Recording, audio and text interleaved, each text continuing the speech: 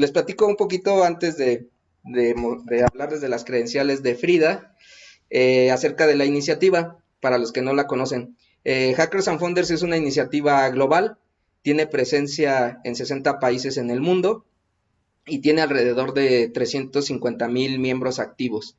La dinámica, bueno, pues es justo esta que estamos haciendo, es un poquito más informal, conocernos, platicar, entender qué hacemos y qué hacen los demás.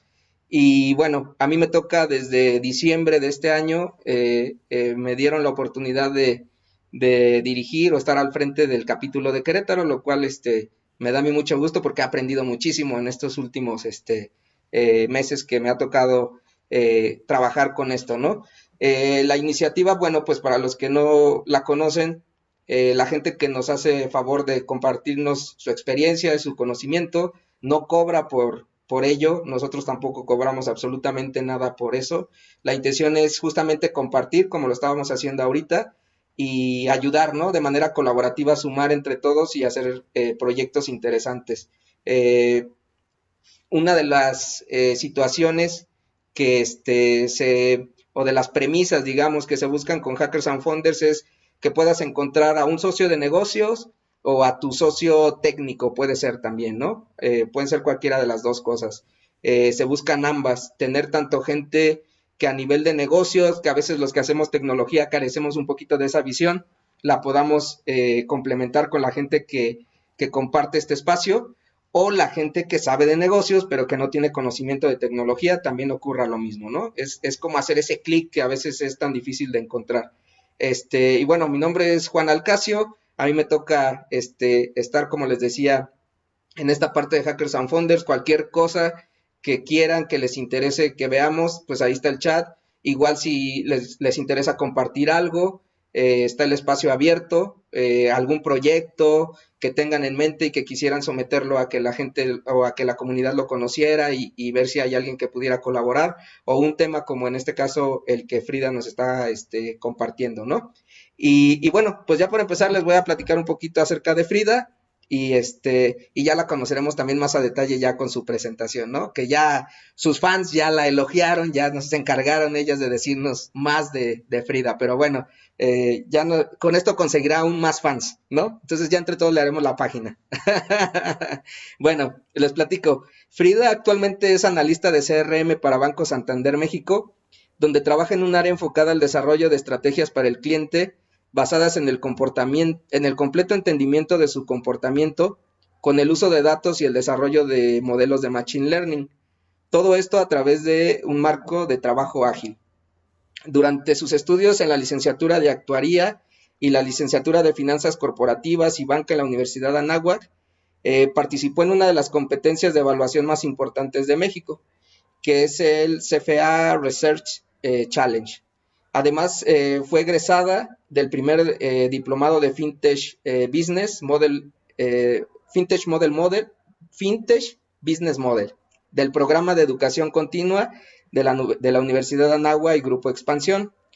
Ha tenido experiencia en asociaciones estudiantiles como el Instituto Mexicano de Finanzas, donde formó parte de la estructura nacional como director nacional de emprendimiento para 2017 y vicepresidente y vocero nacional para la gestión 2018.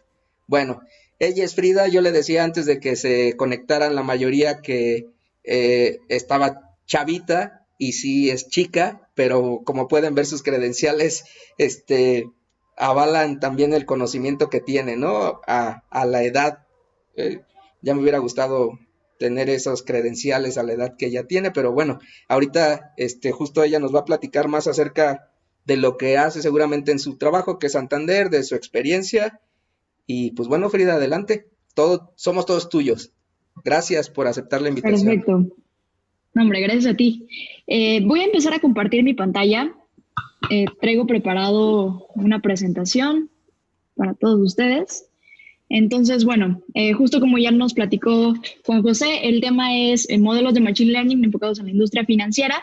Les voy a hablar no solamente de más o menos lo que hacemos, porque hay cosas que obviamente no puedo compartir al 100%, pero les voy a hablar también de dentro de mi experiencia, desde lo que he vivido ahorita con el desarrollo del podcast, con el desarrollo de otras iniciativas que he llevado de la mano. Entonces, bueno, para poder entender desde dónde sale todo lo que les estoy platicando, quiero contarles un poquito de mí, ¿no? Ya me presentaron un poquito, pero justo veía que en el chat también, no estuve en la última reunión del IMEF, pero sí estuve muchos años en el IMEF colaborando desde el IMEF universitario. Estuve como presidente de la mesa directiva de la Universidad de Anáhuac, después, como lo mencionan, estuve como director nacional de emprendimiento y más adelante como vicepresidente y vocero nacional. ¿Por qué les platico esto? Porque eso también me ha dado una perspectiva nacional, por decirlo de alguna forma, de cómo operan los jóvenes, cómo operan las universidades, qué tipo de intereses hay, hacia dónde nos estamos moviendo. Y justamente también va muy de la mano con el trabajo que hice en Distrito Emprendedor, donde tuve la oportunidad de conocer a Luciana. En Distrito Emprendedor también colaborábamos con emprendedores desde la etapa donde dicen, oye, yo sé que quiero emprender, pero todavía no tengo idea en qué, pero sé que quiero hacerlo. Entonces los acompañábamos desde esa etapa hasta el momento en el que salían y empezaban a tener sus primeras ventas y después regresaban con nosotros y nos decían, oye, ahora necesito financiamiento para poder crecer en mi negocio. Apoyamos en toda esta parte de darle estructuras a las ideas de negocio, validarlas comercialmente, validarlas financieramente e incluso validarlos en la parte técnica de, en verdad, es posible hacer todo lo que quieres hacer. Entonces, eso también creo que es una experiencia que te enriquece mucho porque vas aprendiendo de la mano de los emprendedores sobre qué sí se debe hacer, qué no se debe hacer, qué hay que tener mayor cuidado, precaución.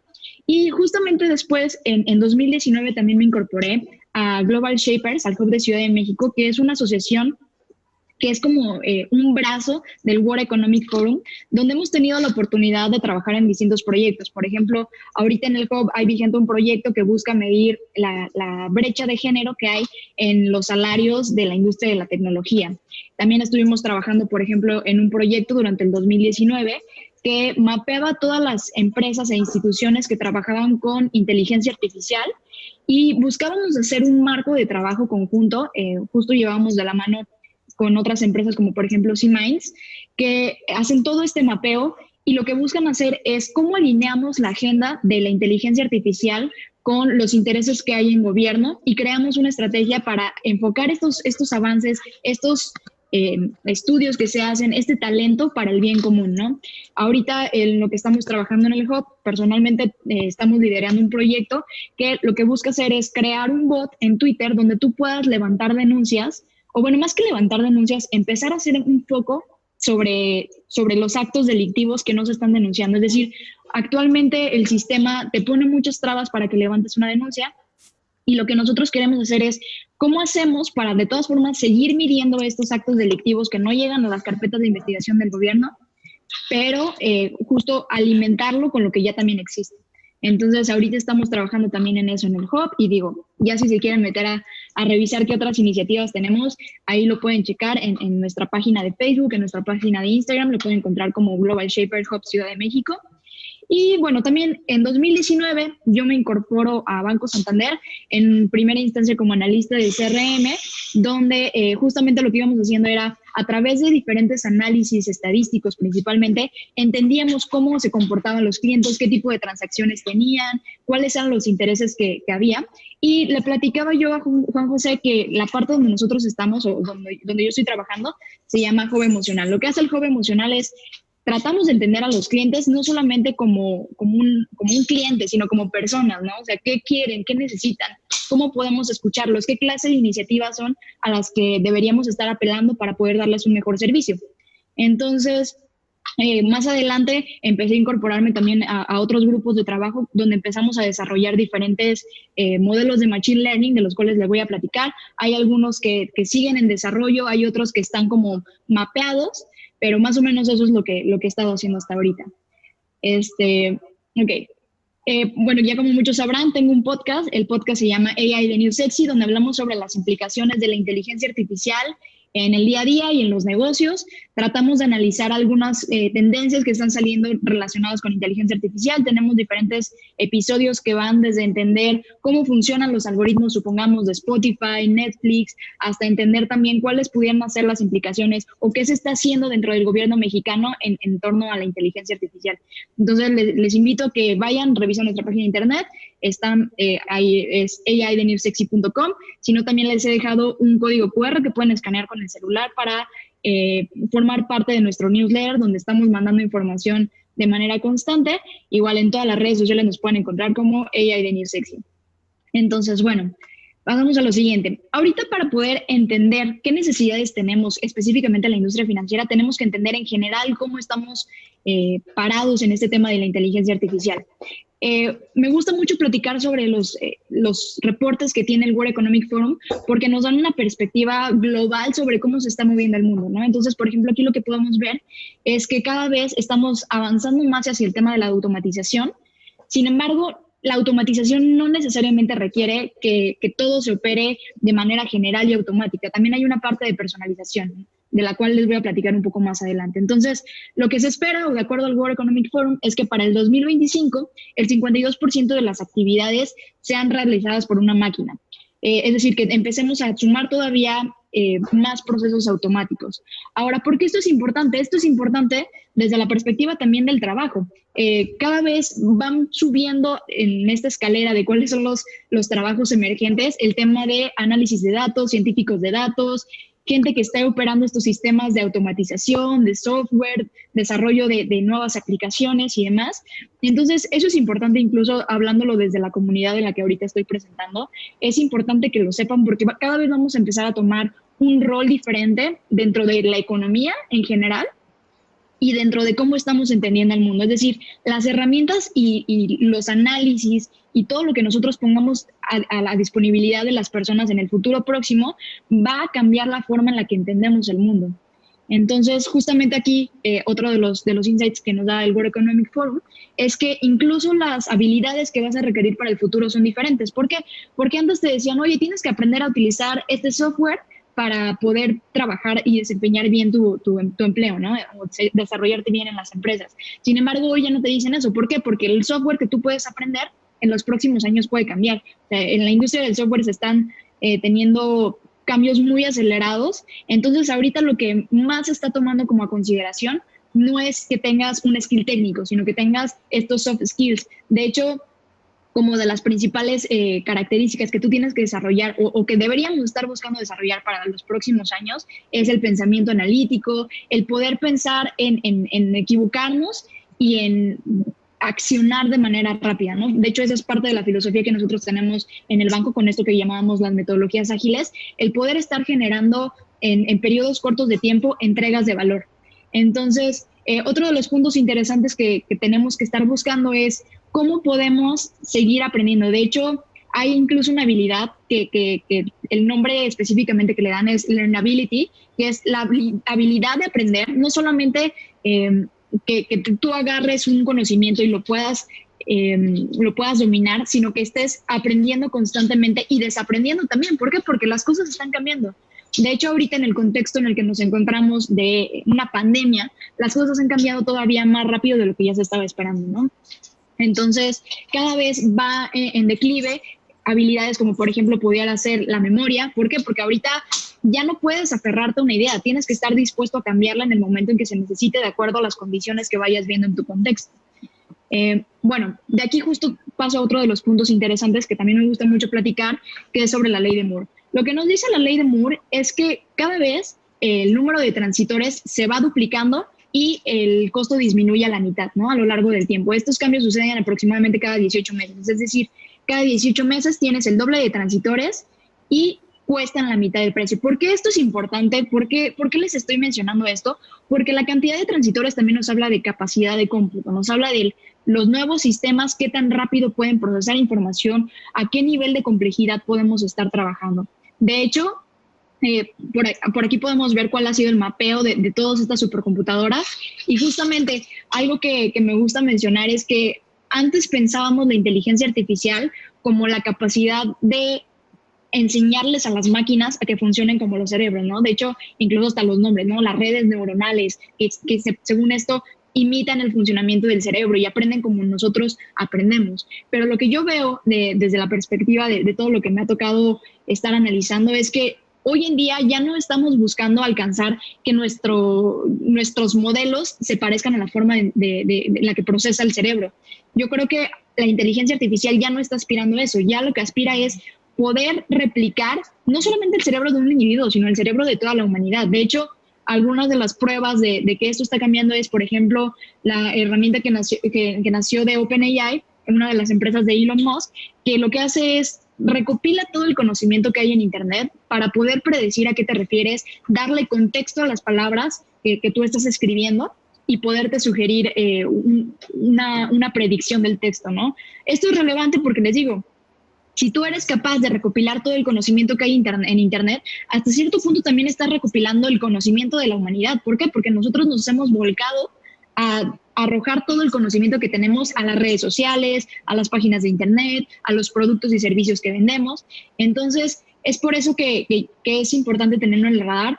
Va a llegar un punto donde no solamente las computadoras van a ser mejores que nosotros en nuestras fortalezas, sino también van a ser mejores que nosotros en las fortalezas de toda la humanidad, ¿no? De hecho, mucho la gente habla sobre eso, ¿no? ¿En qué momento las computadoras van a ser mejor que nosotros? Pero lo que no se habla es el momento en el que las computadoras son mejores que las debilidades que nosotros teníamos, ¿no? Ahí ese punto lo pasamos hace mucho tiempo. Entonces, bueno, regresando al contexto en el que nos encontramos, es importante recalcar que a partir de lo que sucedió con la pandemia, las cosas ya no van a volver a la normalidad. Eso que conocíamos ya no va a volver. Y entonces tenemos que pasar con este proceso de adaptación y decir, bueno, pues entonces, ¿qué sigue, no? ¿Cómo debemos reaccionar desde cualquier industria que nos encontremos para seguir avanzando, no? Entonces, aquí, ¿qué significa desarrollar productos en tiempos de COVID? Como les decía, las cosas han cambiado, pero desde la perspectiva de los clientes, ¿qué es lo que ha cambiado? Hoy un cliente no solamente te contrata o no solamente te compra porque tengas un buen producto, sino también te compra porque puedas darle las siguientes características, que tú seas capaz de proveerle cierta seguridad, cierta certidumbre, que seas capaz de ser resiliente, que si algo o tu tecnología no funcionó, seas capaz de darle una respuesta rápida, de darle un acompañamiento, de comprender cuál es la frustración, el punto de dolor del cliente y aparte estar de manera cercana a él, ¿no? Ellos ya no quieren productos fríos que no se interesen por sus clientes, sino quieren que estés ahí acompañándolos. Y esto es muy relevante específicamente para la industria financiera porque por mucho tiempo se le vio a esta figura del banco como una figura fría, una figura que podía llegar a ser egoísta y que solo apelaba a los intereses de la institución. Sin embargo, esta es como una mentalidad que estamos cambiando mucho. Ahora, este tema de la seguridad, ¿por qué se los menciono? Y que creo que hoy justamente salió un nuevo gadget que lo hace muy evidente. Este gadget de Amazon que acaba de salir, me parece que hoy al mercado, o al menos hoy fue presentado, es un robot, un dron que sobrevuela tu casa y está grabando todo lo que sucede, ¿no? Entonces, porque a mí me hizo mucho ruido, ¿no? O puede parecer una muy buena idea o una muy mala idea porque también puede llegar a ser invasivo, pero la gente está dispuesta a comprarlo. ¿Por qué está dispuesta a comprarlo? Porque necesitan sentir seguridad. Hoy en día nada es certero, no sabemos qué es lo que va a pasar en los siguientes 6 meses, no sabemos cuándo vamos a salir de esta cuarentena, de este confinamiento, y es por eso que en la medida que tú como institución puedas decirle a tus clientes, oye, aquí estoy yo, aquí te escucho, yo voy a ayudar, te voy a echar la mano, para ellos es mejor, es lo que están valorando, ¿no? Están dispuestos a pagar todavía un poco más cuando tú les das esta seguridad a que simplemente los dejes ahí vagando, ¿no? Entonces, ahora, ¿qué otras cosas estamos viendo también con estos cambios del COVID? Es que como se han digitalizado muchas de las operaciones déjenme mover este tantito para acá, y ha cambiado incluso el tema del comercio en línea, ha aumentado mucho el tema del fraude. Fraude a través de robo de datos, fraude a través de clonación de tu tarjeta, fraude a través de robo de identidad incluso. Está aumentando también a niveles muy rápidos. Es decir, si antes teníamos, por ejemplo, a los rateros en las calles, hoy esos rateros están migrando a las plataformas en línea también. Y la verdad es que también los mexicanos somos súper ingeniosos. Créanme que pues luego te encuentras con cada cosa que dices, oye, en verdad, si esto lo utilizáramos para el bien, como la realidad en la que viviríamos sería muy diferente, ¿no? Entonces, ese es otro factor que también tenemos que tener en el radar al momento en el que nosotros estamos desarrollando modelos, estamos desarrollando tecnología. ¿Por qué? Porque tienes que tener en cuenta que ahora no solo tus productos tienen que salir rápido al mercado, tienen que ser buenos, darle seguridad al cliente, sino también tienes que estar bien blindado sobre todas estas nuevas amenazas que están surgiendo. Ahora, algo que me parece relevante también mencionar ahorita es que antes los bancos competían dependiendo del número de sucursales que tenían, ¿no? El punto de contacto que tenías con un cliente era en primera instancia la sucursal. ¿Por qué? Porque ahí te conocía, ahí te contrataba servicios, ahí resolvía sus dudas y demás. Entonces, hoy en día ya no solo las empresas no están compitiendo por el número de sucursales. De hecho, en tiempos de COVID prácticamente que tuvieras una sucursal no servía de nada. ¿Por qué? Porque la gente no podía ir. Entonces, el nuevo punto de contacto está siendo de manera digital. Estamos migrando a poder replicar esa sensación de seguridad que los clientes tenían al hablar con una persona a los nuevos sistemas digitales. Y esto también es relevante porque justamente estamos viendo que entran en el juego otros nuevos actores, ¿no? Por ejemplo, el panorama en general de la industria bancaria nos dice que hasta ahorita, por lo que hemos vivido históricamente con los bancos y con las instituciones financieras, las generaciones pasadas nos han transmitido cierto miedo a las nuevas generaciones de lo que es endeudarse, por ejemplo, o de lo que es tener un producto crediticio y que estés en el buró de crédito, ¿no? O sea, hoy a algunos jóvenes les da miedo y no saben exactamente por qué, pero les da miedo estar en el buró de crédito, siendo que no necesariamente es malo, al contrario, el buró de crédito simplemente es una calificación de tu reporte de qué tan buen o qué tan mal pagador eres, ¿no? Entonces, creo que incluso la comunicación que tenemos con las nuevas generaciones tiene que cambiar, porque al final, hoy las nuevas generaciones no están buscando un banco en específico. A ellos no les interesa si eres Santander, Bancomer, HSBC, no les importa eso. Lo que a ellos les importa es que tú puedas cubrir una necesidad. ¿Qué necesidad? Pues la que tengan en el momento en que la tengan y en el lugar donde se encuentren. Es por eso que también el rol de las instituciones bancarias está cambiando. ¿Por qué? Porque ya no es un lugar a donde tú vas, ya es una experiencia o un servicio o incluso alguien que te puede cubrir estas necesidades en cualquier lugar, ¿no? Entonces, nosotros como instituciones bancarias tenemos que responder a eso, tenemos que responder muy rápido porque también una es el impacto del negocio y otra es pues también la confianza que tienen los clientes en ti, ¿no? Ahora, también en términos de COVID, la relación con el dinero ha ido cambiando. Antes de COVID teníamos una cifra que es el 30% de las personas en Estados Unidos ya no estaban utilizando efectivo. Ahora imagínense, después de COVID, donde las nuevas formas de relacionarse son de bajo contacto o de nulo contacto, pues todavía más, ¿no? Entonces empezamos a tomar todavía otro papel más relevante en la digitalización de nuestros clientes. Y por último, lo que les decía, sí estamos en un proceso de automatizar, sin embargo, no se tiene que perder de vista la personalización, el poner al cliente en el centro y poder mejorarles esa experiencia, ¿no? Entonces, justamente otra cifra interesante que traemos es que el 75% de los bancos están literal tirando la casa por la ventana, están haciendo inversiones muy fuertes para mejorar la experiencia del cliente. Entonces, ahora, hay un jugador que está entrando en el mercado que son las Big Tech. A lo mejor hoy en día pudiera parecer ajeno el hecho de que tengamos una cuenta de Netflix, Spotify o tengamos un iPhone, pero para las instituciones financieras o para los que nos encargamos de desarrollar modelos, esto es altamente relevante. ¿Por qué? Porque la experiencia del cliente, ya lo mínimo que están dispuestos a aceptar es lo mismo que su plataforma de Spotify o su plataforma de Netflix les está ofreciendo.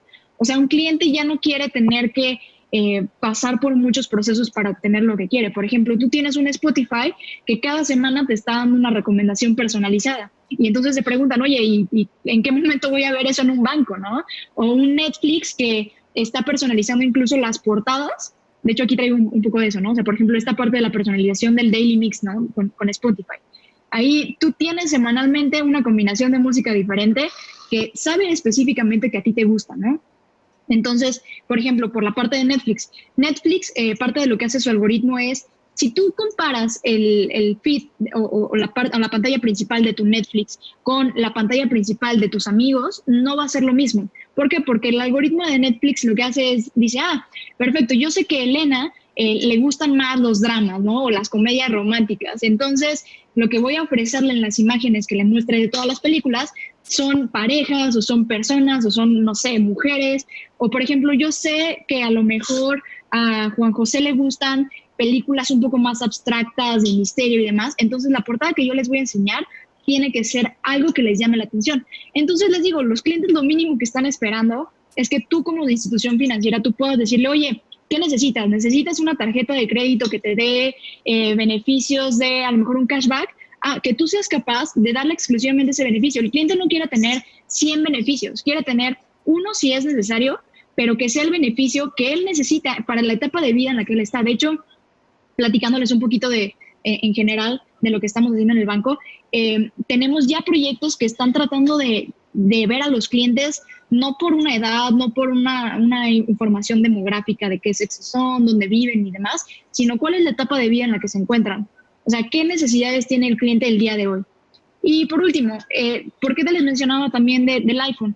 Con la última actualización que tuvimos en Apple, lo que te está ofreciendo tu celular es que tú, por ejemplo, a través de Siri, que es el asistente virtual del iPhone, si hoy son las 9 de la noche y este asistente virtual ya se dio cuenta de que a las 9 de la noche tú, no sé, pones cierta música, tu asistente virtual ya te va a recomendar que abras esa aplicación.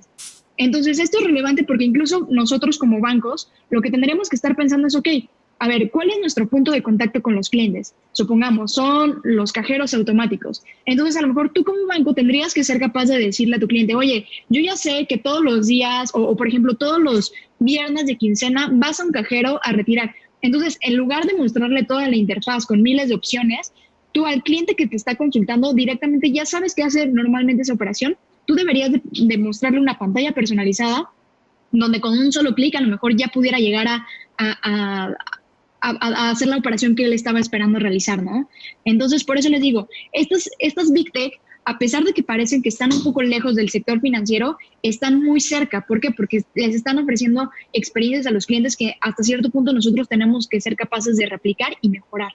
Ahora, pensando en justo en esta parte de la experiencia digital, ¿cuáles son los pilares? Esta información justo es información que pude recopilar de uno de los paneles que tuvimos hoy en la mañana sobre la industria bancaria, y justo lo que se marcaba como los principales pilares de la experiencia digital eran tres. La parte de los datos. Tú como empresa, ya sea si te dedicas a otra rama completamente diferente a los servicios financieros, tienes que ser capaz de estar recopilando datos. ¿Por qué? Porque cada una de las interacciones que tienen los usuarios es importante para ti. Entonces, tienes que ser capaz de recopilar datos. ¿Para qué? Llevamos ahí al segundo punto, para poder generarle contenido de acuerdo al canal en el que se encuentre contigo.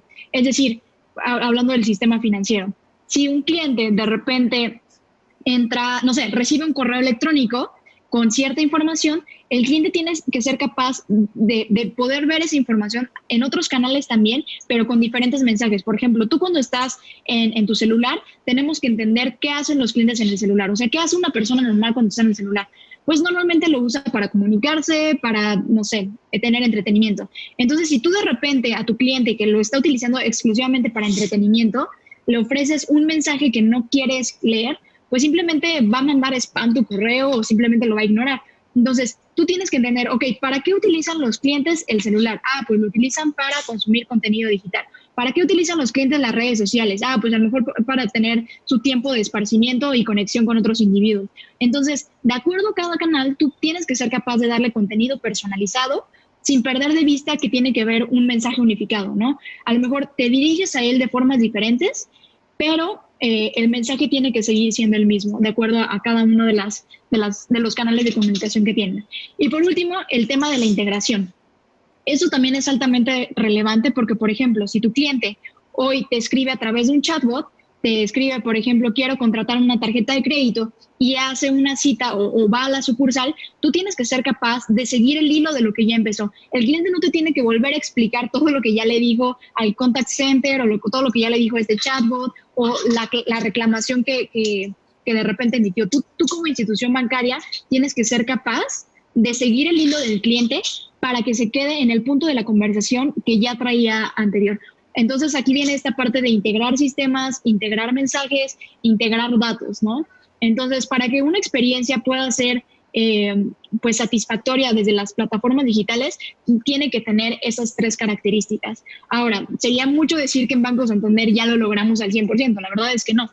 Y me atrevo a hablar porque sé más o menos cuáles son los procesos que hay, ¿no? Incluso me atrevo a decir también que no hay un banco que lo haya cumplido al 100%. Cada uno, ya sea una fintech o ya sea una institución financiera tradicional, está trabajando desde su trinchera para lograr este objetivo, ¿no? Esto es a lo que aspiramos y es importante tenerlo en el radar y para poder entender cómo debiera ser esta experiencia.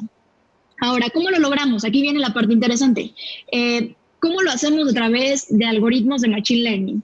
Bueno, pues ya tenemos la parte de recopilar datos, ya tenemos la parte de automatización, ya tenemos la parte de personalización, pero ¿cómo se vería desde el trabajo que tenemos que hacer nosotros como científicos de datos, como ingenieros de datos, como analistas o como quiera que estén ejerciendo ustedes su labor?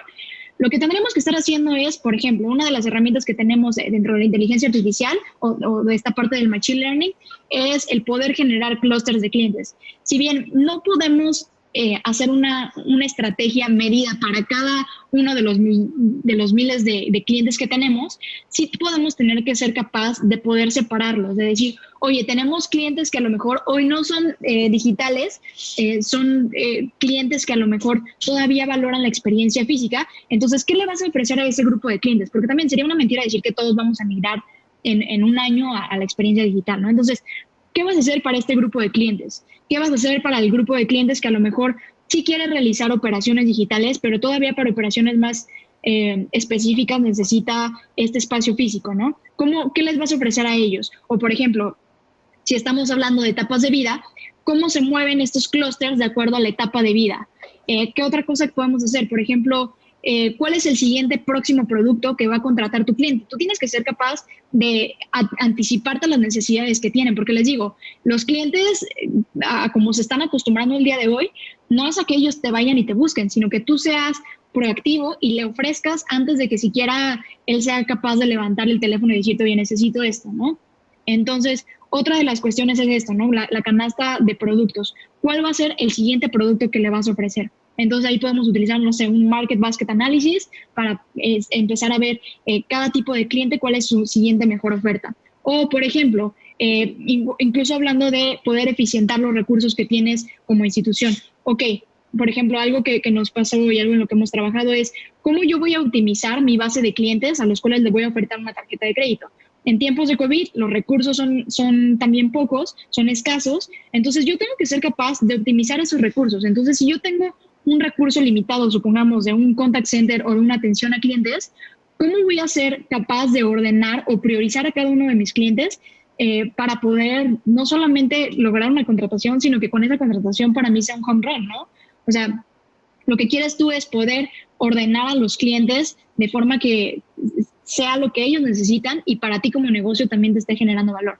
Entonces, por ejemplo, ahí tenemos diferentes algoritmos. Algunos de los que hemos utilizado, por ejemplo, son los árboles de decisión para entonces empezar a filtrar a los clientes, como aparece aquí en la imagen, de cómo podemos irlos separando, cómo podemos irlos ordenando, cómo podemos saber a lo mejor también de acuerdo a los comportamientos que tiene el cliente, cómo podemos saber si está o si tiene una mayor probabilidad de a lo mejor buscar cometer un fraude, cómo podemos a lo mejor también mandarles comunicaciones dirigidas. Entonces, estas son como todas las herramientas que nosotros tenemos dentro de Machine Learning que nos pueden ayudar tanto a mejorarle la experiencia al cliente como a mejorar y eficientar el uso de los recursos que nosotros tenemos, les digo, independientemente de la industria en la que estén. Entonces, es por eso también que me gusta mucho el tema, porque creo que las áreas de aplicación que tienen son, híjole, las que nuestra imaginación nos dé.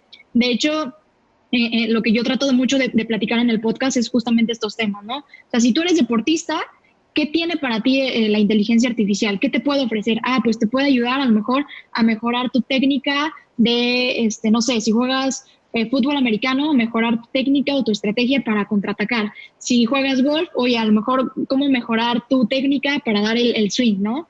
O dependiendo de cada una de las industrias. Si tú eres un productor de vino, que ese es uno de los próximos capítulos que vamos a tener, si tú eres un productor de vino, ¿cómo puedes utilizar los datos y la inteligencia artificial a tu favor?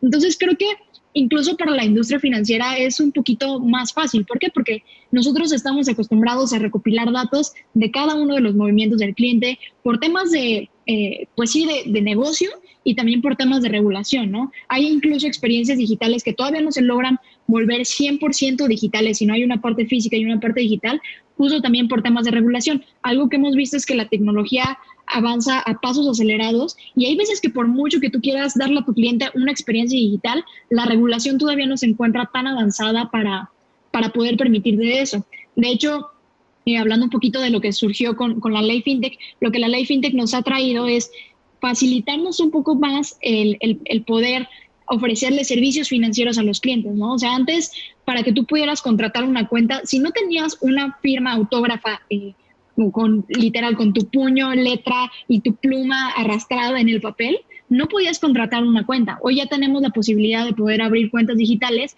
con otro tipo de autentificación o con otro tipo de prueba de vida, que es como se llama, ¿no? Tú tienes que probar que eres una persona real que está contratando. Y entonces la tecnología, por ejemplo, a través del reconocimiento facial, a través de estos biométricos que tú puedes recopilar con los nuevos dispositivos móviles, la tecnología te está dando paso a que puedas realizar estas operaciones, ¿no? Pero al final seguimos un poco limitados todavía con esta parte de la regulación. Al menos en esta industria habrá industrias que estén menos reguladas, que puedan hacer cosas más interesantes, pero pues eso es como el panorama que ahorita tenemos. Ahora, quise poner este pantallazo sobre uno de los tweets que me pareció sumamente interesantes, porque engloba justamente esto que les he venido platicando también. ¿Qué significa desarrollar tecnología en el 2020? Bueno, aquí lo que tenemos es un ejemplo de una chica que intentó abrir una cuenta en una plataforma, y justamente esta plataforma no le permitía registrar su apellido porque solamente tenía 2 letras. Entonces dice, oye, es que ironía, o sea, seguramente no hubo un equipo de atrás diverso, no hubo una persona asiática que probara esta aplicación antes, porque no se dieron cuenta de que los apellidos, así como están conformados, no podían entrar en su plataforma, no se podían registrar. Entonces, al momento en que tú estás desarrollando tecnología, estás pensando en tus modelos, tienes que tener en consideración todas estas cuestiones. Por ejemplo, también, no sé si ustedes escucharon hablar de las últimas noticias de Twitter sobre su algoritmo que utilizaban para recortar las imágenes y darte un preview. Lo que hace es, ahorita está siendo un poquito misógino el algoritmo. ¿Por qué? Porque prefiere sobre las personas que no son blancas, prefiere a las personas blancas, ¿no? Entonces, dices, oye, pues ¿por qué no? O sea, ¿por qué tu misma tecnología está discriminándome? De hecho, aquí traigo justamente otro ejemplo, ¿no? O sea, si tú estás desarrollando una tecnología y no lo probaste, por ejemplo, con asiáticos, es probable que a lo mejor, aquí me voy a ir un poco al estereotipo y voy a fallar en eso, pero imagínate que a lo mejor, digamos, tu algoritmo se entrenó con una base de datos con ojos muy grandes y a lo mejor los ojos de los asiáticos pudieran llegar a ser diferentes, y entonces ya no lo reconoce y ¡pum!, está siendo racista. ¿Por qué? Porque no contemplaste eso.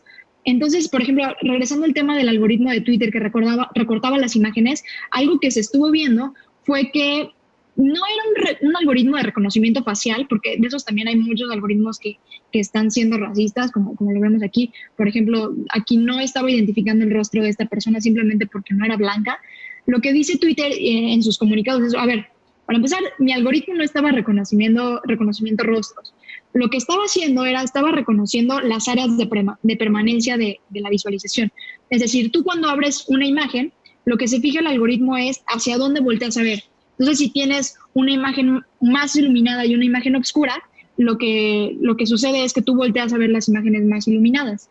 Ahora, detrás de esto, pues creo que todos como sociedad incluso nos vemos involucrados, porque ese algoritmo se entrenó con un dataset que justamente aprendió de los comportamientos de humanos, aprendió que tú prefieres voltear para otro lado en lugar de ver la imagen completa, o de ver, o tú prefieres voltear a ver a hombres en lugar de mujeres. Entonces eso fue lo que aprendió el algoritmo. Sin embargo, tampoco están libres de culpa los desarrolladores de Twitter, porque al momento que tú desarrollas un algoritmo, adquieres también cierta responsabilidad por sobre cómo actúa tu algoritmo, por sobre las decisiones que toma.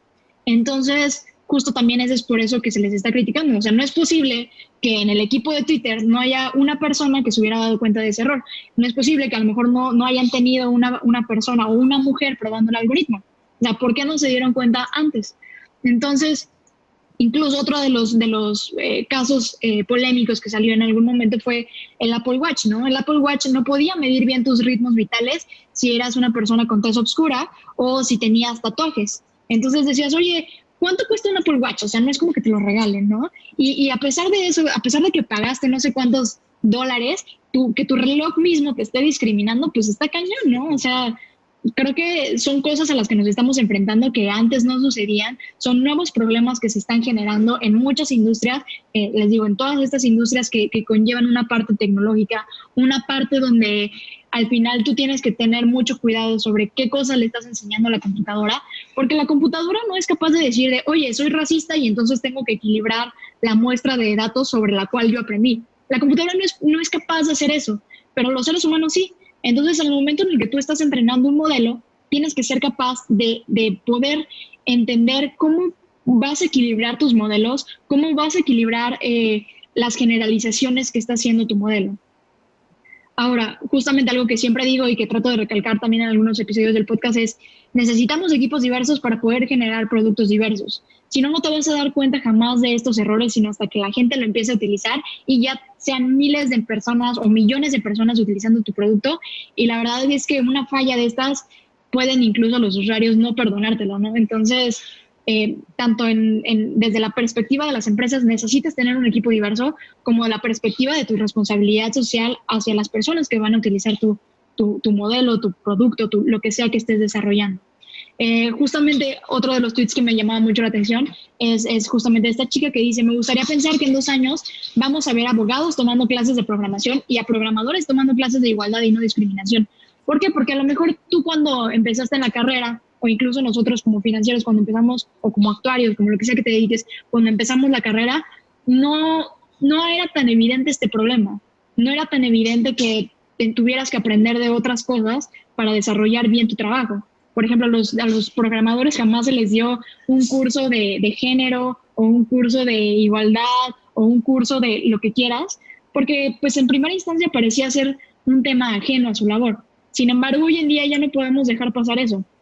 Tú te tienes que empezar a desarrollar de una manera integral para poder responder también de una manera integral a los retos que se están presentando. Les digo, ahorita en COVID estamos empezando a ver muchos problemas que salen a la luz, tanto enfocadas a esas tecnologías como muchas otras, porque no tuvimos en el pasado el cuidado suficiente para poder auditar estas herramientas y para poder prevenir estos errores, porque la verdad sí son errores fuertes y son errores que no podemos permitirnos.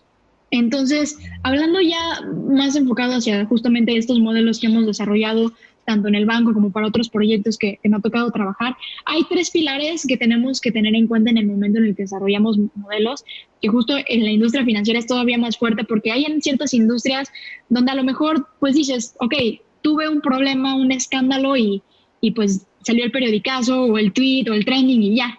Pero en la industria financiera puede llegar a tener implicaciones legales también.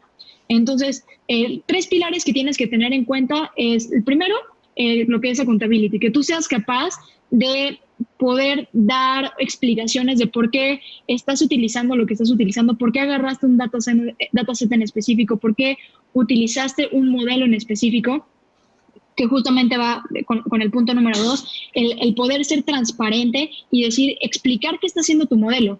Ahora, algo que también me sonaba mucho o me saltaba mucho, yo decía, bueno, a ver, hoy en día, por ejemplo, si utilizas modelos de redes neuronales, las redes neuronales no es como que puedas interpretar tan fácil qué fue lo que hicieron.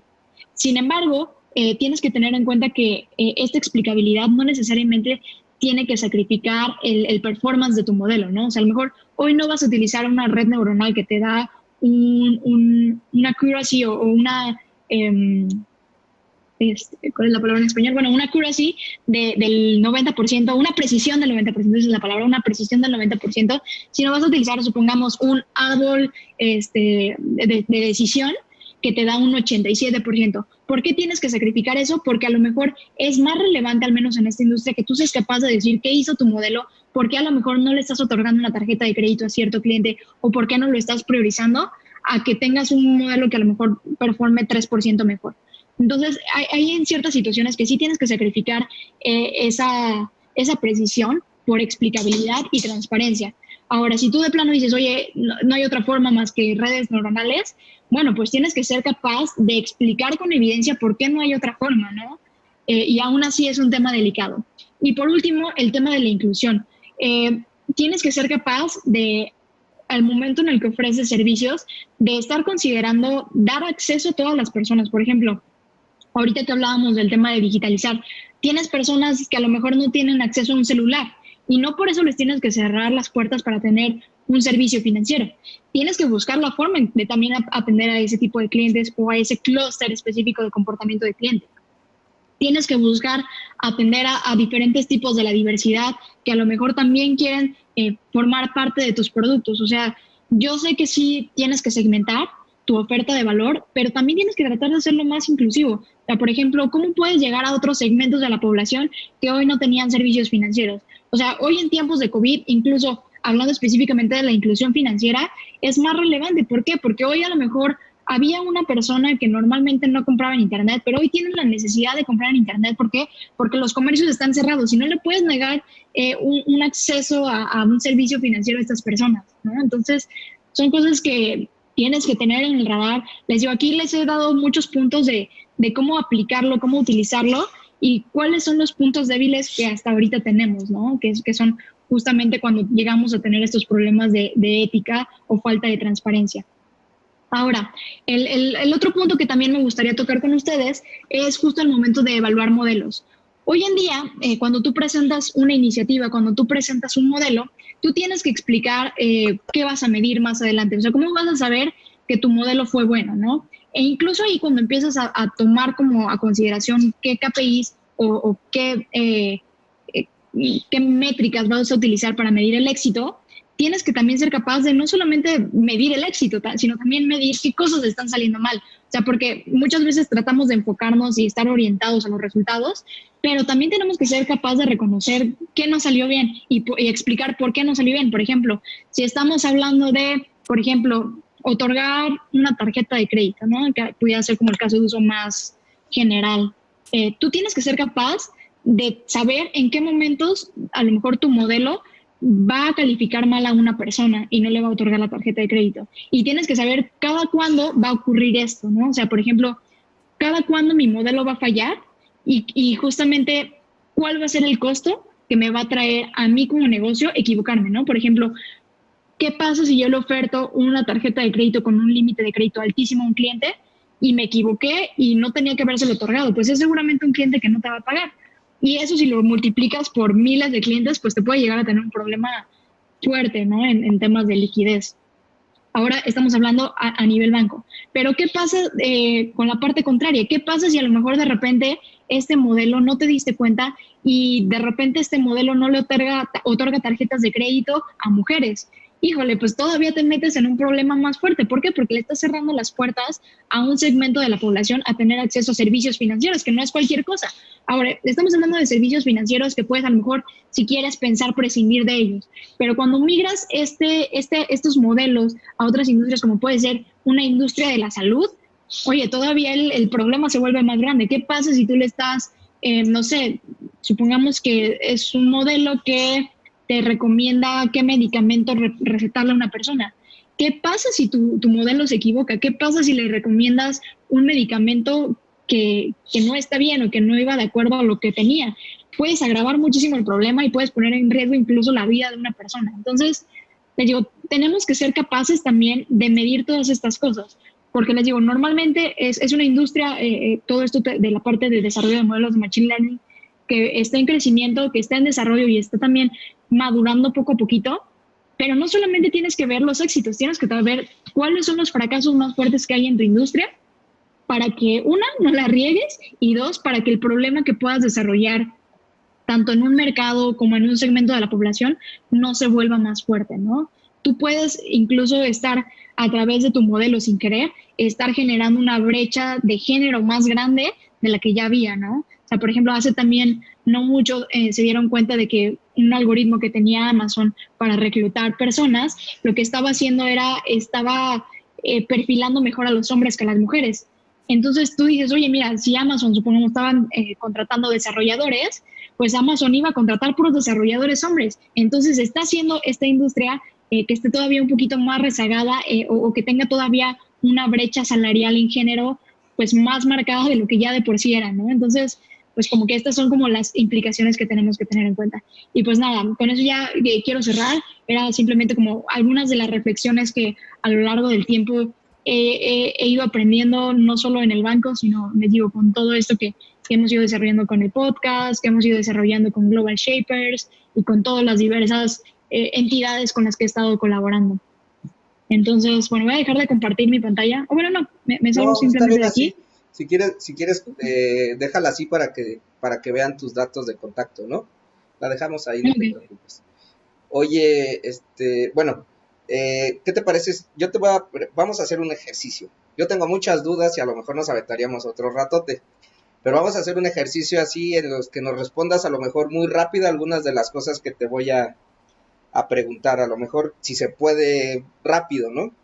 Creo que la primera es en el sentido de que en la mayor parte de las industrias, hasta muy pequeñitas, ya existe tecnología, es decir, a nivel de infraestructura.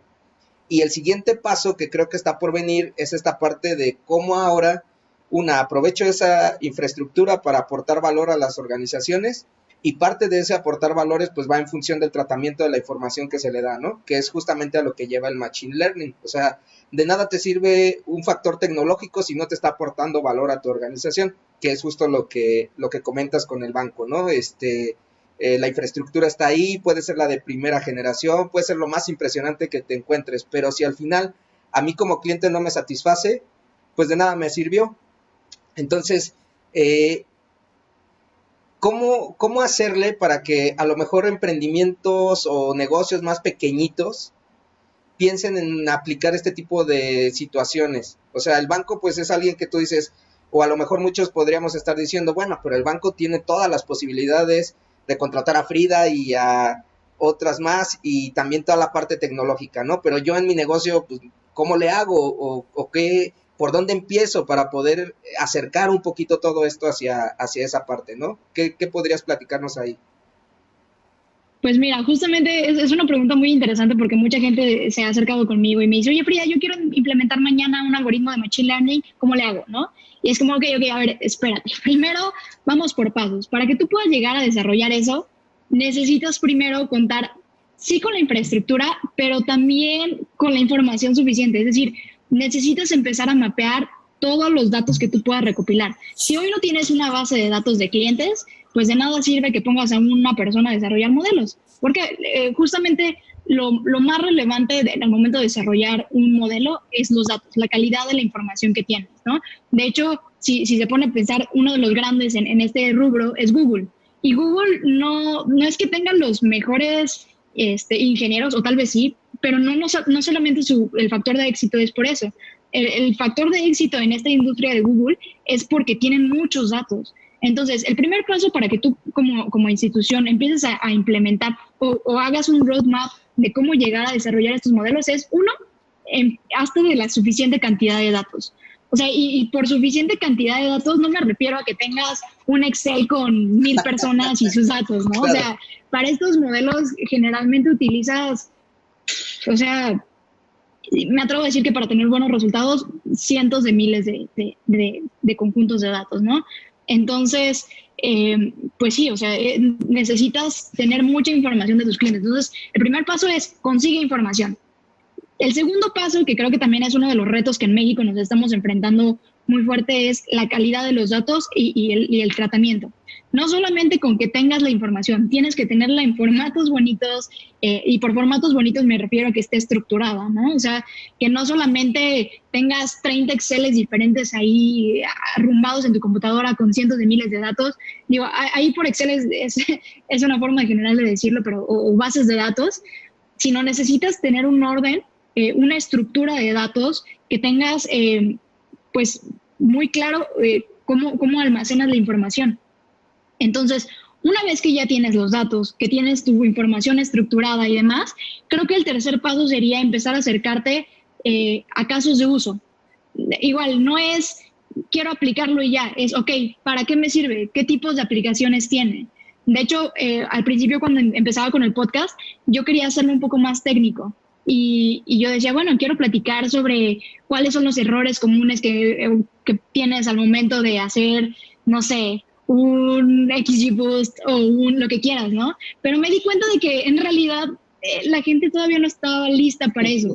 Y por decir que la gente no estaba lista para eso, es que si yo quería llegar a un mercado grande o a una audiencia grande, eso no iba a funcionar. ¿Por qué? Porque a lo mejor eso lo puedes encontrar en un blog. Pero de lo que no se está hablando es cómo las industrias tradicionales lo están aplicando. Cómo un deportista hoy puede utilizar su celular para mejorar.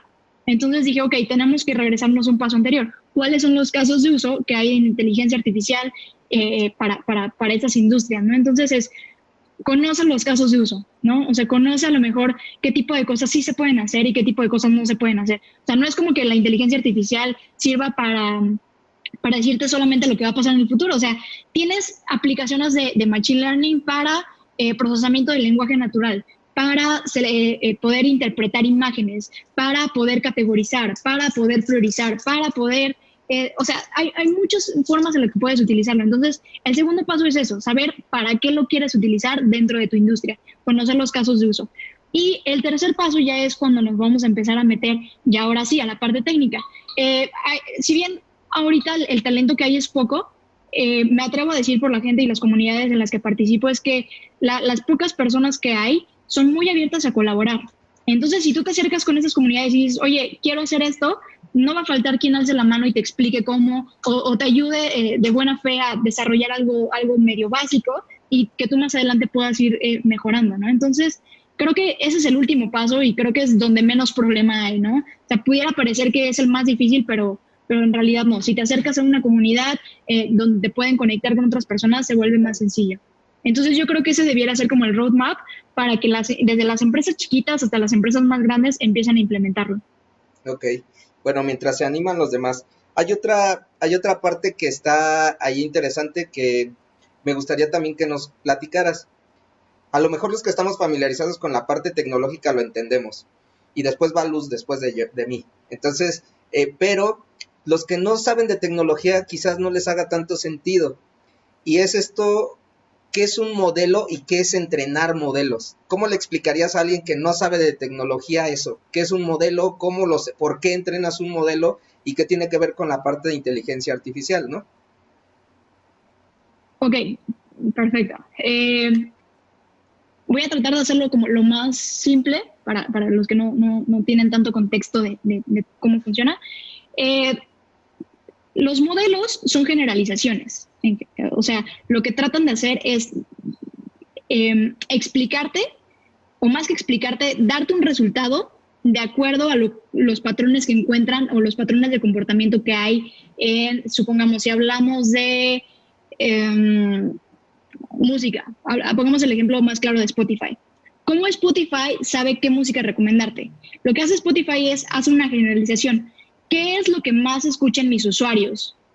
Entonces, ya con eso armas esta generalización que es el modelo.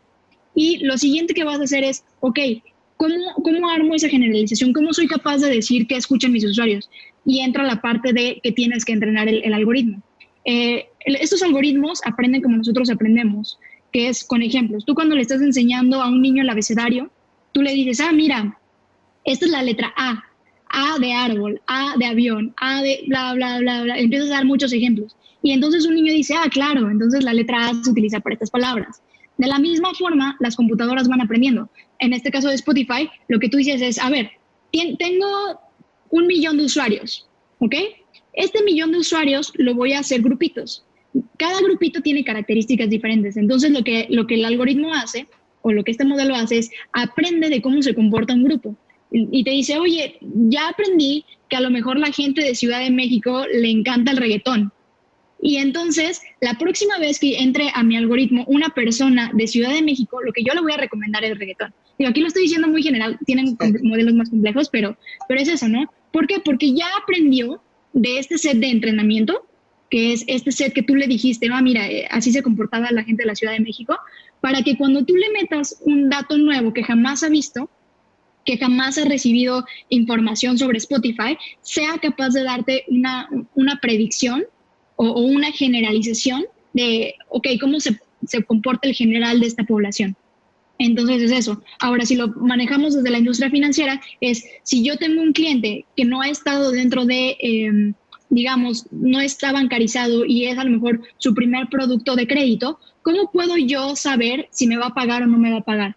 Bueno, me voy y me reviso a los clientes que ya he tenido históricamente, veo qué tipo de características tienen y ahora sí digo, mira, yo ya aprendí que a lo mejor la gente que tiene este nivel de ingreso y que tiene a lo mejor estas edades o que tiene ciertas otras variables, se comportan así. Entonces, si esta persona se parece a este grupo que yo ya entendí cómo se comporta, van a ser las probabilidades de que me pague o no me pague, ¿no? Entonces, así es como aprenden los modelos. Tú les das una base que es esta base de entrenamiento, y lo que es capaz de hacer el modelo es identificar esos patrones y crear generalizaciones.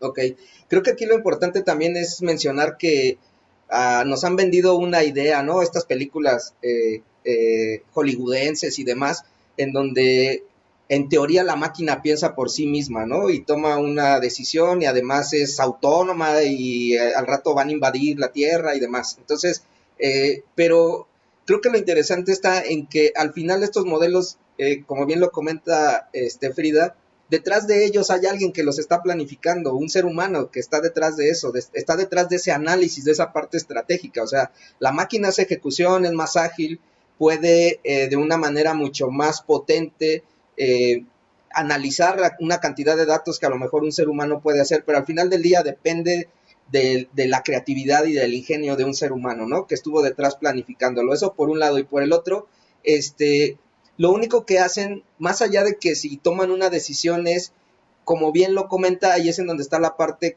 creo yo, si me equivoco me corriges, de aprendizaje. O sea, lo que hace es acumular esa información que va recibiendo y tomar sus decisiones en función de esa información, ¿no? De la cual fue alimentado. Pero tampoco toma una decisión por sí mismo, como lo hacemos nosotros las personas. O sea, lo único que hace es, creo yo, disminuir el nivel de incertidumbre que puedas tener, ¿no? O sea, tampoco quiere decir que no se va a equivocar, pero sí va a disminuir los riesgos, va a disminuir la cantidad de incertidumbre, te va a permitir incluso generar ciertas estrategias que a lo mejor tú no habías visualizado en función de los datos, ¿no? Pero no tiene vida propia, vamos, o sea, eso que nos han vendido y que ves en las películas todavía no existe y yo dudo mucho que ocurra, ¿no? Pero bueno, a ver, si quieren, bueno, antes de que sí, tú, no mira, sé nada si... más un comentario antes de cerrar este punto. Como tú dices, nos han asustado un poco sobre cuál pudiera llegar a ser el futuro y nos asustan diciendo que las máquinas pueden llegar a ser malas, pero lo que no nos dicen es que las máquinas aprenden de nosotros. Exacto. O sea, a mí lo que me da más miedo cuando empiezo a ver modelos operando es quién le enseñó este modelo, ¿no? O sea, quién está detrás de lo que están haciendo, ¿no? ¿Por qué? Porque, por ejemplo, hay muchos que se han probado y que se han salido de estar en producción o de estar funcionando, porque como van aprendiendo de las personas podemos llegar a ser, híjole, sí. Podemos sí. llegar a ser muy malas, muy rudas, muy groseras, muy machistas, muy sexistas, muy todo. Y al final, ¿quién dicen que tuvo la culpa? La tecnología, pero en realidad no, la tecnología aprende de lo que tú le enseñas. Claro. Entonces, la tecnología por sí sola es neutra, no es ni buena ni mala, cumple con su función, cumple con su trabajo, hace lo que le toca y ya. Quienes tenemos que estar supervisando eso somos nosotros. ¿Por qué? Porque nosotros mismos lo hemos alimentado y le hemos enseñado cómo estar. Es como un niño chiquito, o sea, claro. Tú tienes que tener cuidado sobre qué acciones tiene porque no es consciente de lo que está haciendo. Claro. Ahora sí, Luz, adelante, porfis. Oye, no son unos comentarios, pero, o sea, lo primero, o sea, reafirmo porque soy tu fan y te felicito mucho, o sea, me da muchísimo gusto ver cómo has crecido, o sea, de cuando te conocí, nos conocimos y primero en la empresa en la que trabajamos, yo ahora donde trabajas tú, donde trabajo yo también y ver cómo toda esta evolución y cómo nos hemos metido en esto de la tecnología está padrísimo, entonces muchas felicidades, o sea, wow. Me encanta ver cómo has crecido y comentar así nada más que nada es que me llamó muchísima atención con todo lo que platicabas. La primera al estar hablando cómo el machine learning lo estás aplicando, lo estás conociendo en la industria financiera.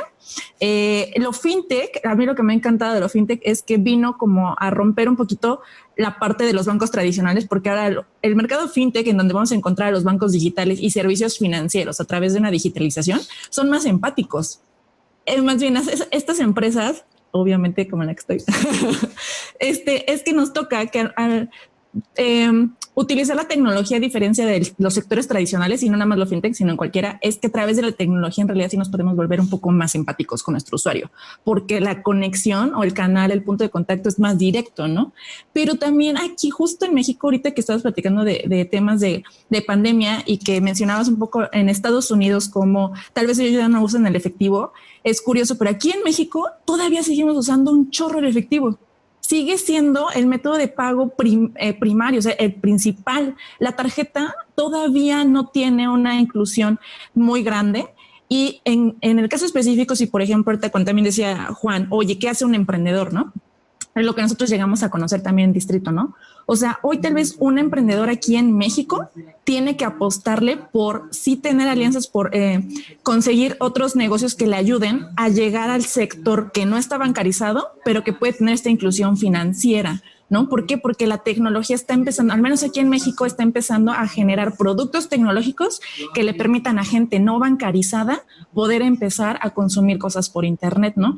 Y que al sector tradicional, todos los que te dan los servicios financieros, y si estás bancarizado, entonces el reto ahora es con la tecnología cómo hacerlo más empático y tener un mejor user experience, ¿no? Entonces, y el machine learning definitivamente te ayuda pues a conocer muy bien a tu usuario.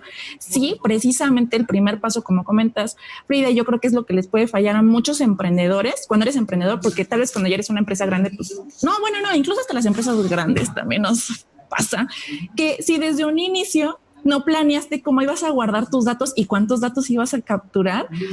O sea, al rato tienes una maraña, una bola de estambre de muchos datos que consumen al final recursos tecnológicos y no puedes hacer nada con ellos, ¿no? Entonces como que también es buenísimo que digas el primer paso como emprendedor o como empresa, no importa el sector, es almacena muy bien y muy bonito todos tus datos, bien estructurados, porque si no, pues no vas a poder hacer nada con ellos. Y sigue siendo hoy en día que tener información es lo que te da poder todavía. O sea, hoy sigue siendo una muy buena base de poder, ¿no? Y otros dos últimos comentarios también. También ahorita con la pandemia se dan cuenta, fue muy evidente cómo en México la brecha digital es muy grande. Porque también estamos hablando ahorita de un machine learning y de tecnología, pero lamentablemente si lo enfocamos a México es solamente para llegar a un sector, o sea, a una proporción de la población muy pequeña. Nada más volteen a ver qué le está pasando al sector de educación. Dar clases por la televisión. O sea, ¿cómo le hacen hoy las familias para tener la computadora o una tablet o un celular para los niños que están en primaria, secundaria, prepa y puedan continuar su educación? Porque la brecha digital de México está muy grande. Hoy que ahora que con la pandemia, oye, trata de comprar por internet. Espérame, primero tengo que regresarme a, ¿tengo un dispositivo para comprar? ¿Tengo un producto financiero seguro para comprar? Si no estoy bancarizado, ¿qué otras opciones tengo para poder comprar, no?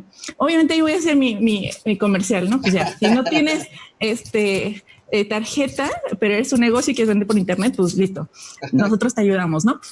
Entonces, pero está muy interesante como si volteamos a ver en otros países están súper avanzados y está buenísimo, pero ¿qué podemos hacer en México? O sea, en México la oportunidad está muy grande, tenemos bastante pastel para que haya muchos emprendimientos que puedan empezar a ayudar a cerrar las brechas tecnológicas que hay para la población y que puedan tener ese acceso, ¿no? Porque unes el tema de tener un dispositivo, el tema de tener internet, el tema de tener una aplicación y la puedas pagar para poder consumir lo que puedes construir con, por ejemplo, un machine learning e inteligencia artificial. O sea, darle ese beneficio y que no nos convirtamos en un país en el que solamente unos pocos podemos tener estos accesos y estos beneficios, ¿no? Sino cómo lograr hacer que toda la población lo pueda tener, ¿no? Entonces, y dos últimas, todas las Big Tech, lo que nos ayudan también aquí a México con sus ejemplos es precisamente esas oportunidades de emprendimiento, y cómo aquí con la cultura mexicana, híjole, la tecnología tiene que ser igual de inteligente para contraatacar el fraude que hacemos. A mí me toca ver el fraude que hacemos como mexicanos a través de internet. O sea, somos buenísimos para robar por internet. Está increíble. O sea, así como programamos y desarrollamos software buenísimo, de la misma forma podemos robar. Entonces está increíble.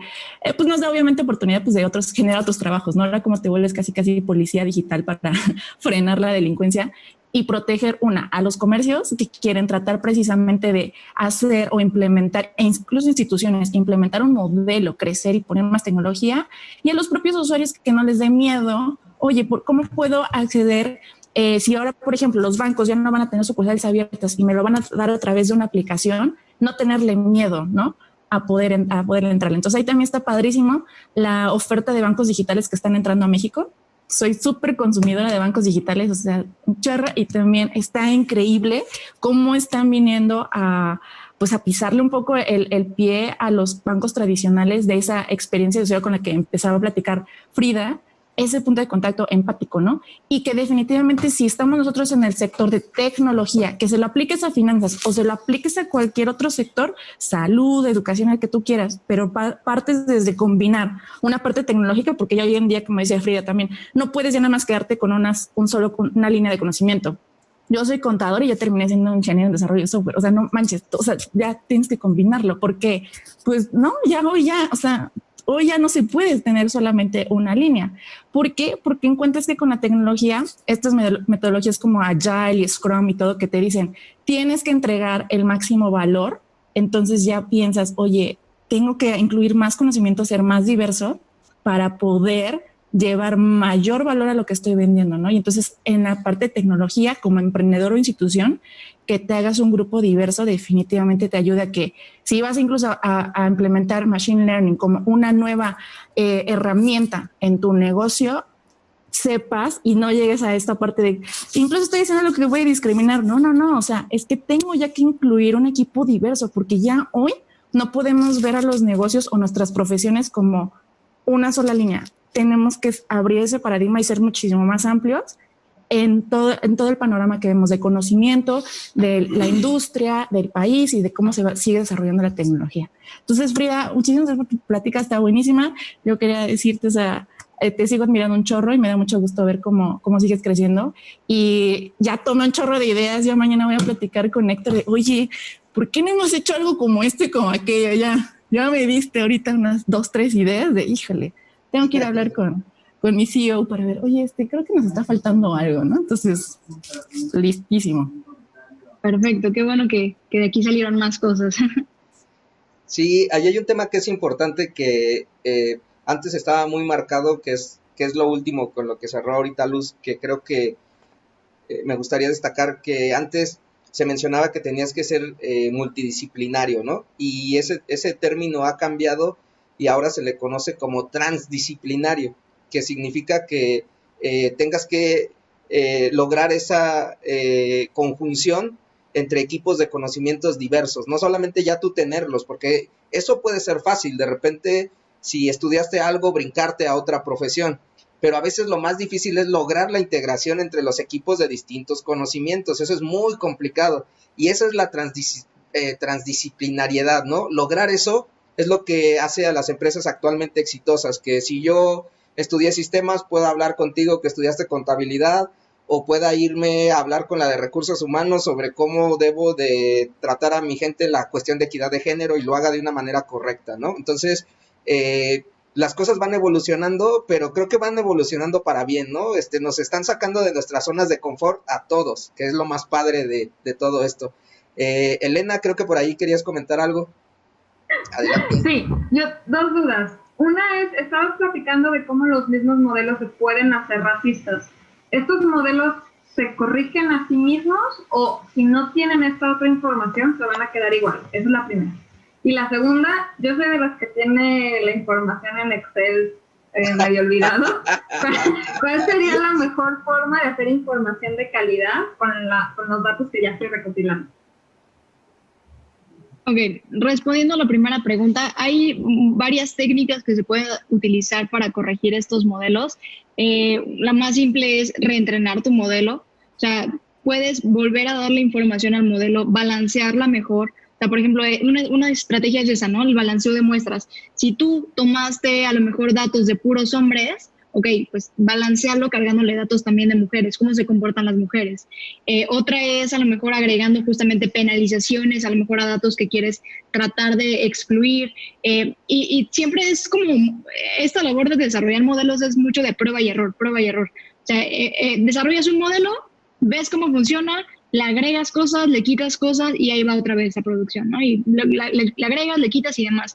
Justo también por eso mencionaba esta parte, como mencionó también Luz, de ser como trabajar en estos equipos de Agile, estos equipos ágiles que entregan constantemente, están siendo resilientes porque saben que a lo mejor la primera entrega no va a ser la mejor, pero son capaces de irlos mejorando. Entonces, en cuanto a técnicas, hay varias para buscar que no tengas estos sesgos en los resultados.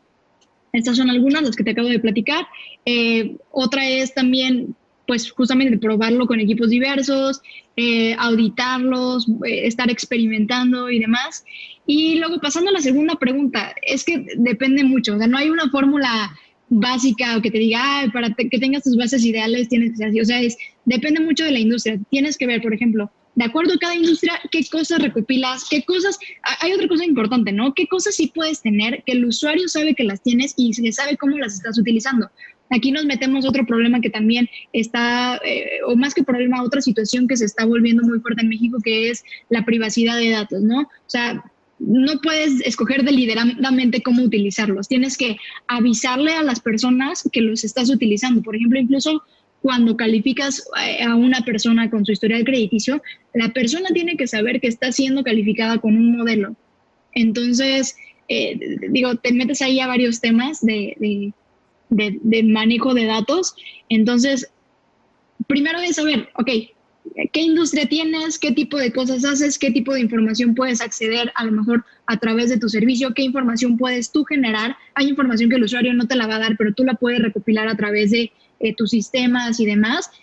Ordenarla, mantener, o sea, que tengas por ejemplo, un histórico sobre esos datos, que tengas bien entendido qué tipo de información tiene.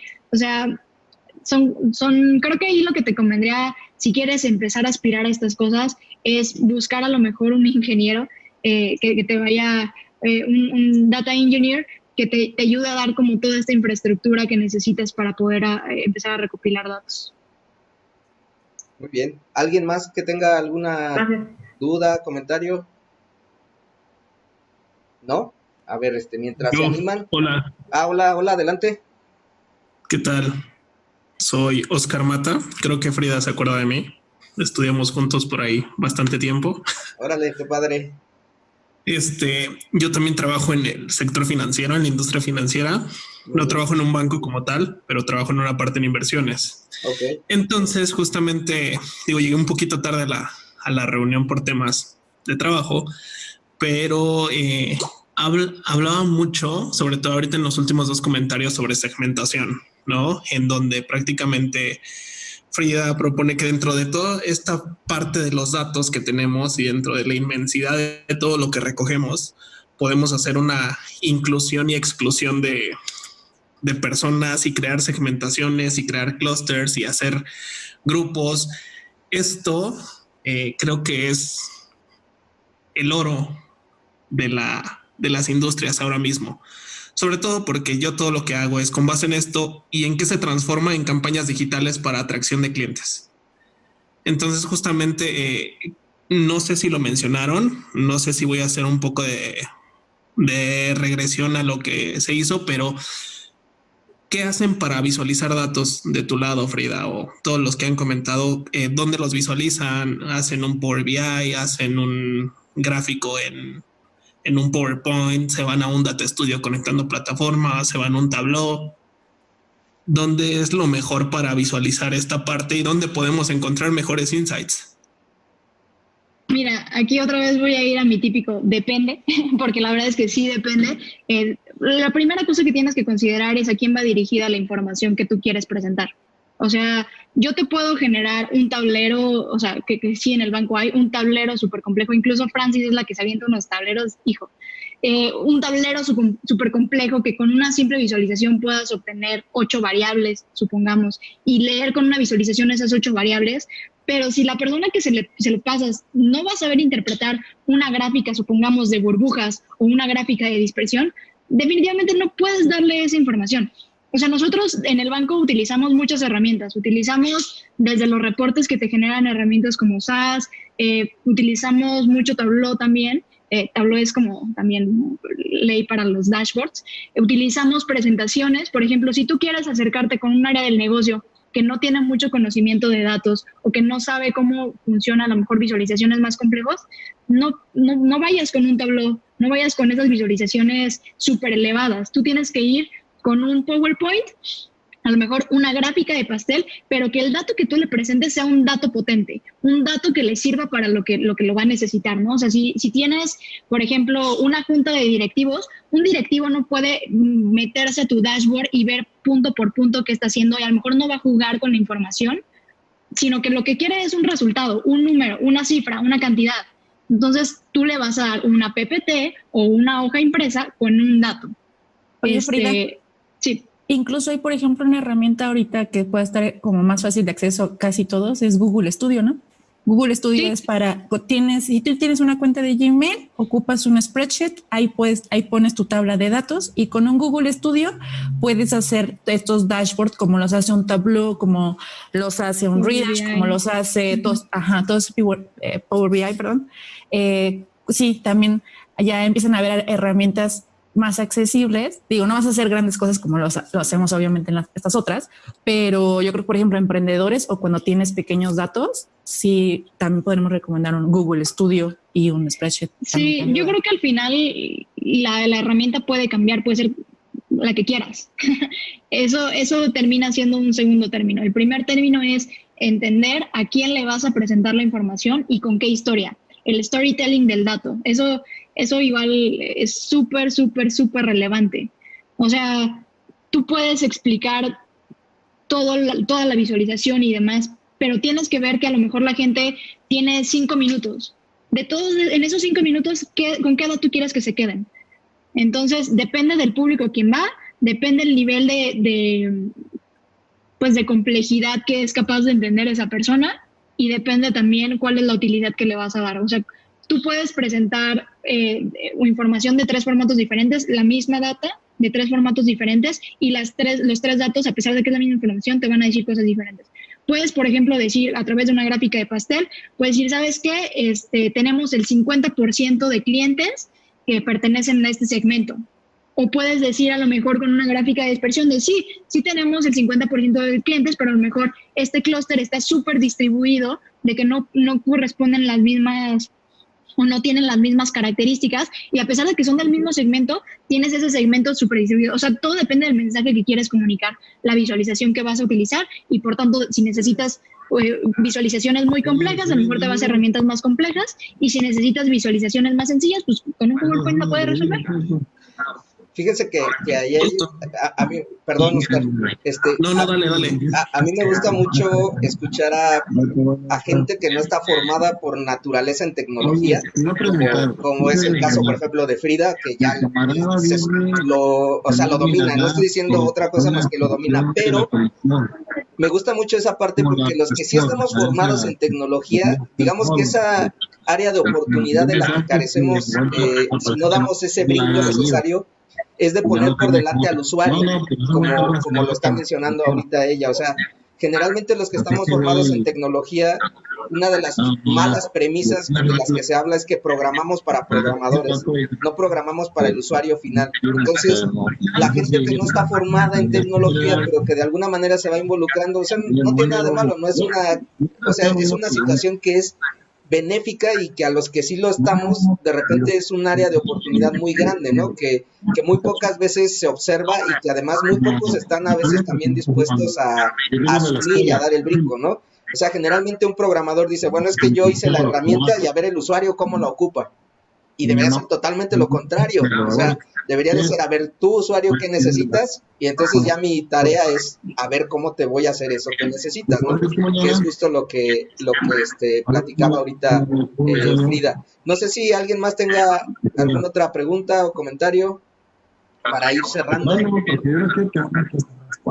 ¿No? Hola, mi nombre es Uriel Bayona. Hola, Uriel.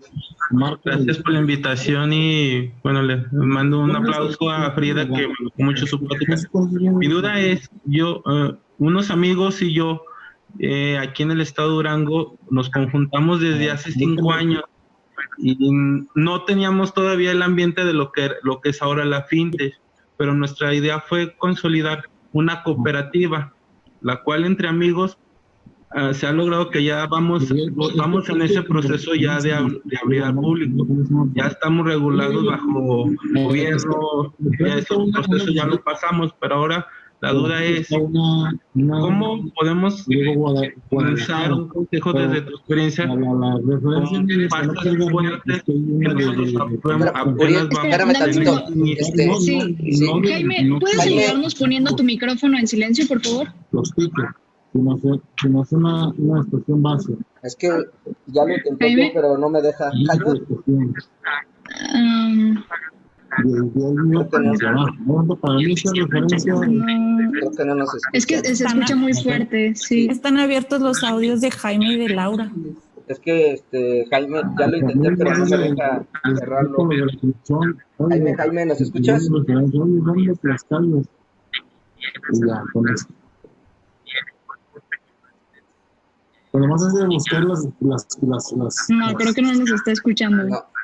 No, yo ese bajillo. Okay. Como una 7 cuadras. No, sácalo, Juan, ni modo, si eres el anfitrión. O sea, no está aquí, porque no está aquí. Es que no, creo que tampoco es el... Pero es que no tiene el... ¿Juan? La verdad que es nomás que él vive ahí. Sí, ya está ya como después de las 6, 7. El sábado ahí está, por ejemplo, el sábado. No, yo voy a buscarlo yo, ya después le digo. Pero pues que era, voy a ver, y el de Stonex es el lunes, ¿eh? Puede ser crédito bancario, puede ser bancario, puede ser comunitario. Ok. Espérate acá. No, es que no sé qué pasa, que tampoco me deja sacarlo. A ver, no sé, Uriel, a ver, lo intentamos. A ver, coméntenos otra vez. Perdón. Ya, listo. Ok, perfecto, ahora sí. Perdón, Uriel. Perdón a todos, una disculpa. Sí. ¿Me puedes repetir tu pregunta? Sí, te comentaba un poco de la historia, no sé si lo alcanzaste a escuchar.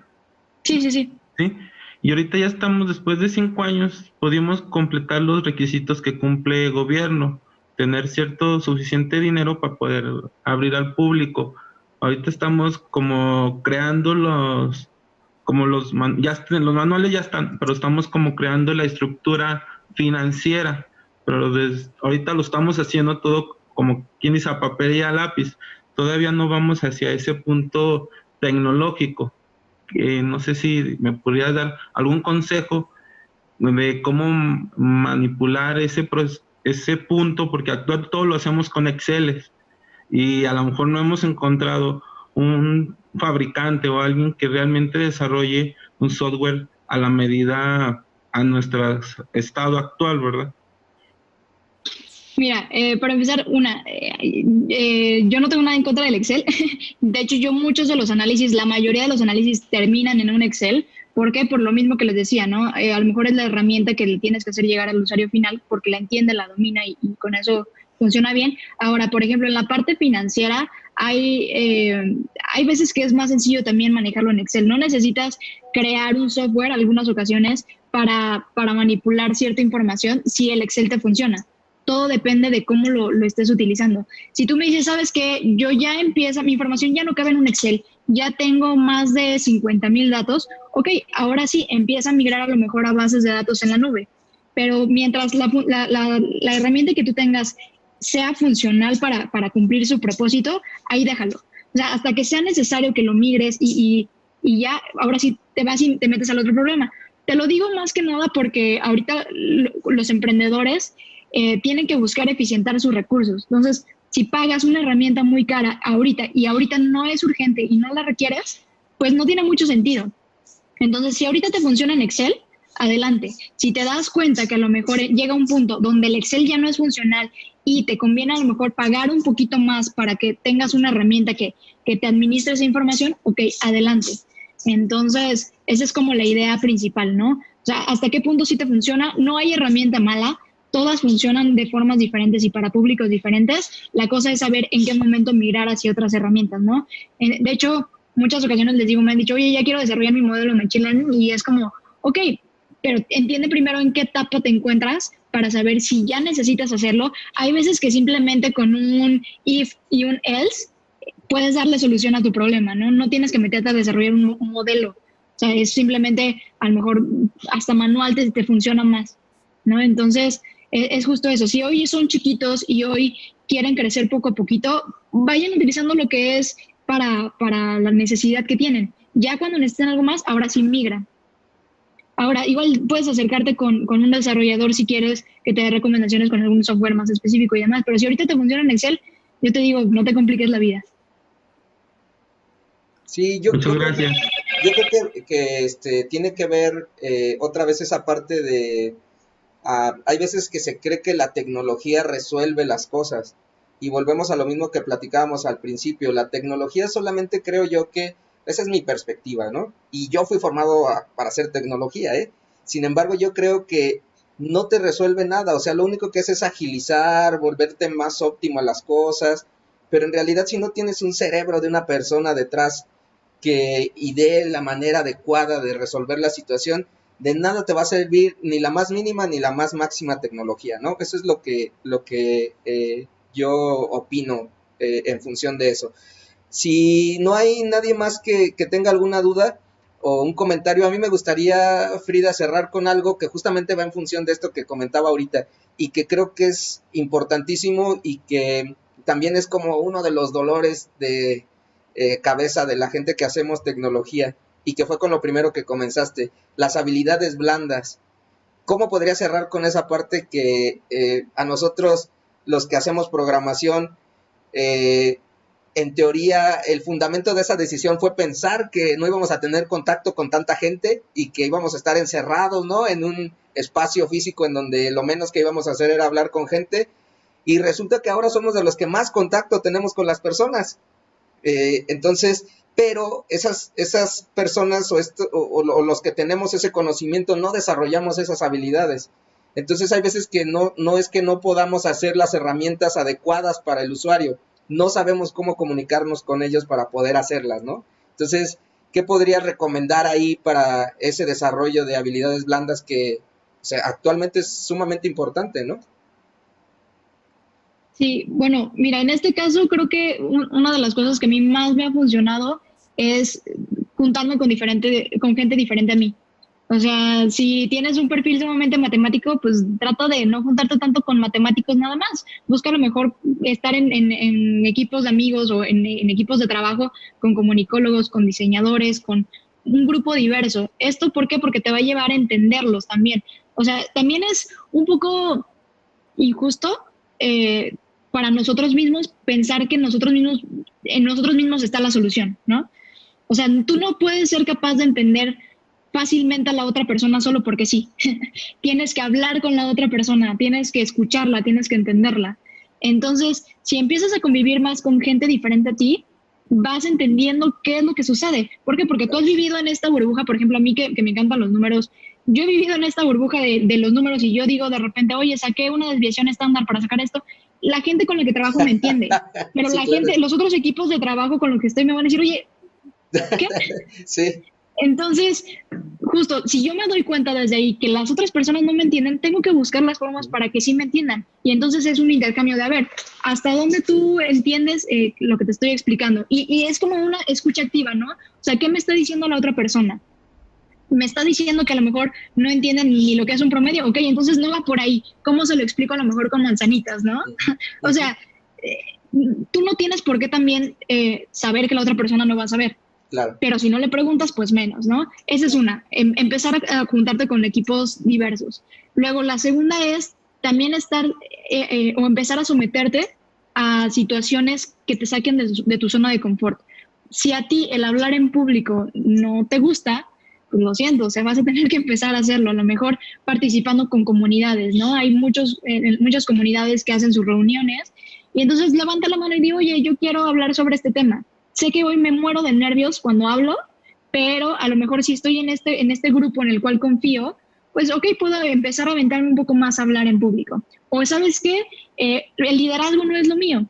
Bueno, pues ¿por qué no? Hoy levanto la mano y empiezo a trabajar y en conjunto con este equipo vamos aprendiendo. O sea, yo voy aprendiendo cómo ser mejor líder y ellos van también enseñándome qué necesitan para que yo sea mejor líder.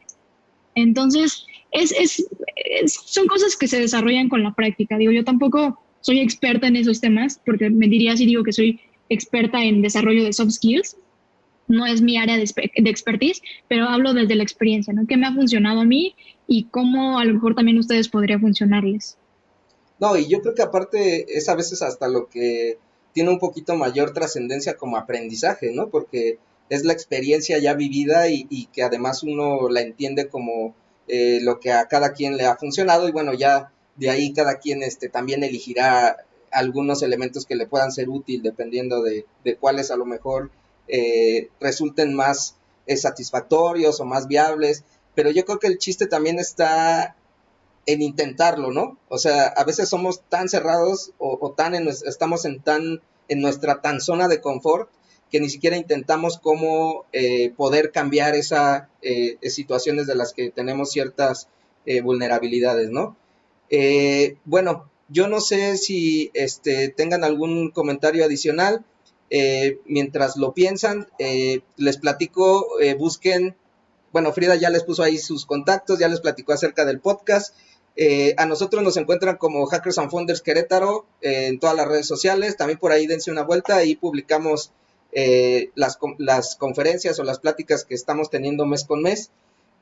Después esta, para quien no tuvo oportunidad de verla, pues ya la publicaremos ahí completa, también por si ustedes dense una vuelta y la quieren recomendar con alguien o volverle a echar un vistazo para reforzar algo de lo que hayamos platicado aquí, también ahí la van a encontrar.